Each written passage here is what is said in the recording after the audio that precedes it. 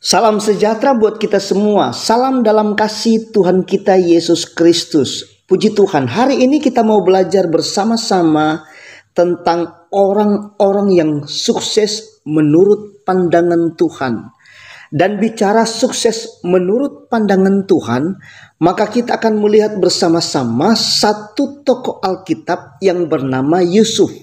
Dan sebelum kita akan baca ayat-ayatnya, mari kita berdoa terlebih dahulu. Kita satu di dalam doa. Bapa Sorgawi, Bapa yang kami panggil dalam nama Tuhan Yesus Kristus. Engkau Tuhan kami, Juru Selamat kami, Kepala Gereja kami. Hari ini kami sangat bersyukur kepadamu Tuhan, sebab oleh penyertaan Tuhan, oleh pertolonganmu dan perlindunganmu, hari ini hamba-Mu secara khusus dan semua yang mengikuti channel YouTube ini ada sebagaimana kami ada, serta kami semua ada dalam keadaan tubuh yang sehat selalu, itu karena Tuhan. Dan sebelum kami membaca, mendengarkan dan merenungkan firman-Mu, urapi hamba-Mu dan urapi kami semua dengan kuat kuasa Roh Kudus, supaya saat kami membaca, mendengarkan dan merenungkan firman-Mu, kami pun dapat mengerti dan memahami isi hati-Mu yang menjadi kehendak Tuhan di dalam hidup kami. Berfirmanlah Tuhan, kami sudah siap untuk mendengarkannya. Dalam nama Tuhan Yesus Kristus kami sudah berdoa. Haleluya. Amin. Puji Tuhan, hari ini kita akan membaca bersama-sama di dalam kitab Kejadian pasal 39 ayat 1 sampai ayatnya yang ketiga. Lembaga Alkitab Indonesia memberi judul Yusuf di rumah Potifar ayat 1. Adapun Yusuf telah dibawa ke Mesir, dan Potifar seorang Mesir, pegawai istana Firaun, kepala pengawal raja, membeli dia dari tangan orang Ismail yang telah membawa dia ke situ. Ayatnya yang kedua. Tetapi Tuhan menyertai Yusuf sehingga ia menjadi seorang yang selalu berhasil dalam pekerjaannya.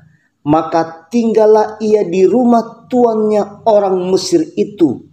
Setelah dilihat oleh tuannya bahwa Yusuf disertai Tuhan, bahwa Tuhan membuat berhasil segala sesuatu yang dikerjakannya.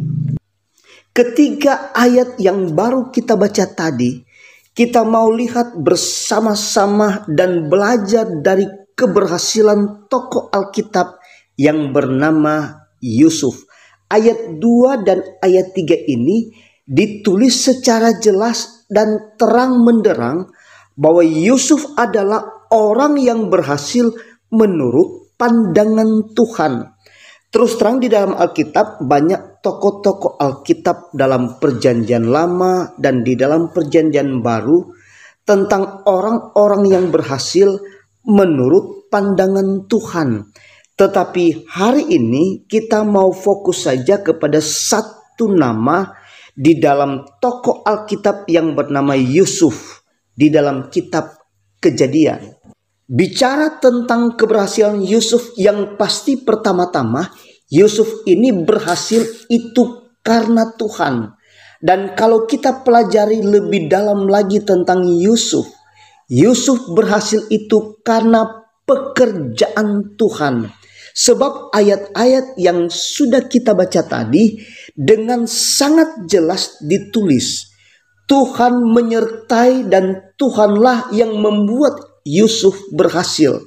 Jadi sekalipun kita kerja keras, kerja dan kerja, tapi kalau Tuhan tidak buat berhasil, pasti tidak akan berhasil. Artinya begini, sekalipun kita kerja keras, tapi kalau Tuhan tidak menghendaki kita kaya, pasti kita tidak akan kaya. Kita akan baca di dalam Amsal pasal 10 ayatnya yang ke-22. Firman Tuhan berkata, berkat Tuhanlah yang menjadikan kaya, susah payah tidak akan mendambahinya. Sekali lagi, susah payah, jerih lelah kita, skill kita, pengalaman dan lain-lain tidak akan menambahinya. Jadi hanya Tuhanlah yang menjadikan kita kaya. Jadi bukti dari seseorang itu berhasil itu adalah pekerjaan Tuhan. Dan di bagian lain Alkitab berkata Yusuf ini dipenuhi dengan Roh Kudus. Artinya ini paket lengkap. Kalau Tuhan sertai seseorang, orang tersebut pasti dipenuhi dengan Roh Kudus. Makanya saat Yusuf menjelaskan mimpi-mimpi dari Firaun, lalu Yusuf kasih ide untuk cari orang yang penuh dengan roh. Kita akan baca di dalam Kejadian pasal 41 ayatnya yang ke-37 sampai ayatnya yang ke-39. Lembaga Alkitab Indonesia memberi judul Yusuf di Mesir sebagai penguasa. Usul itu dipandang baik oleh Firaun dan oleh semua pegawainya. Lalu berkatalah Firaun kepada para pegawainya, "Mungkinkah kita mendapat orang seperti ini, seorang yang penuh dengan roh Allah?" Kemudian ayatnya yang ke-39 kata Firaun kepada Yusuf, "Oleh karena Allah telah memberitahukan semuanya ini kepadamu, tidaklah ada orang yang demikian berakal budi dan bijaksana seperti engkau." Puji Tuhan, dari ketiga ayat yang baru kita baca tadi, ternyata ayat-ayat ini menjelaskan bahwa seseorang itu berhasil menurut pandangan Tuhan.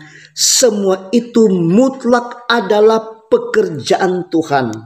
Puji Tuhan. Dan kalau memang keberhasilan Yusuf itu adalah pekerjaan Tuhan, kalau memang keberhasilan Yusuf itu adalah pekerjaan Roh Tuhan, karena perkenanan Tuhan, pasti dapat dilihat oleh orang dan dapat disaksikan oleh orang-orang lain. Dan untuk Yusuf, bagaimana tentang hidup Yusuf dengan orang-orang yang lain? Yang pertama, Yusuf ini dapat dipercaya. Buktinya, Yusuf saat ada di rumah orang tuanya, Yusuf ini dapat dipercaya. Dan saat Yusuf ada di rumah Potifar, Yusuf ini sebagai pembantu yang dapat dipercaya.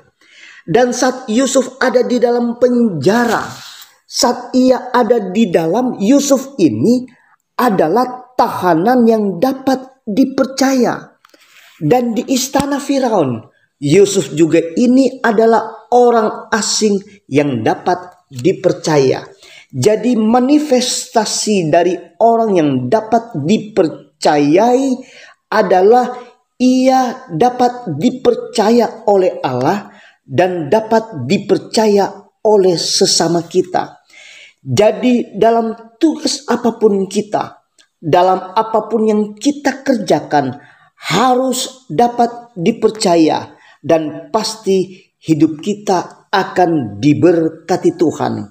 Kalau kita baca dalam Amsal pasal 28 ayatnya yang ke-20, firman Tuhan berkata, orang yang dapat dipercaya mendapat banyak berkat, tetapi orang yang ingin cepat menjadi kaya tidak akan luput dari hukuman. Puji Tuhan, jadi kalau Yusuf ini diberkati secara luar biasa, kalau Yusuf ini diberkati berlipat kali ganda, sebab ia dapat dipercaya dan firman Tuhan tergenapi di dalam kehidupan daripada Yusuf ini. Yang kedua, Yusuf ini tahan banting, sebab firman Tuhan berkata, Yusuf ini sebelum jadi Perdana Menteri, sebelum jadi orang nomor 2 di tanah Mesir, Yusuf ini alami proses yang sangat berat dan sangat menyakitkan, kurang lebih ada 13 tahun. Mulai dengan orang-orang yang terdekatnya, yaitu mulai dengan kakak-kakaknya atau saudaranya sendiri. sampai dengan orang-orang yang punya jabatan. Tetapi ujian, tantangan, persoalan yang menyakitkan itu, Yusuf tetap tabah dan tahan banting. Yang ketiga, Yusuf tidak kompromi dengan dosa. Firman Tuhan berkata, saat istri Potifar godain Yusuf untuk berbuat dosa, Alkitab tulis dengan sangat jelas, Yusuf tolak. Yusuf tidak mau melakukan dosa. Yang keempat, Yusuf bukan pendendam, dan buktinya di mana setelah Yusuf menjadi orang nomor 2 di tanah Mesir, setelah dia menjadi perdana menteri, setelah dia menjadi orang yang sukses, orang yang berhasil menurut pandangan Tuhan, Yusuf ini mengampuni saudara-saudaranya sendiri yang menjahati dia, mengampuni kakak-kakaknya sendiri yang menjual dia ke tangan orang Midian. Dan yang kelima, Yusuf ini rendah hati. Kita akan baca di dalam kitab Kejadian pasal 41 ayatnya yang ke-12 sampai ayatnya yang ke-16. Dan ayat-ayat ini adalah kesaksian dari orang-orang yang pernah ditolong oleh Yusuf saat ia ada di dalam penjara. Dan kesaksian mereka adalah ayatnya yang ke-12.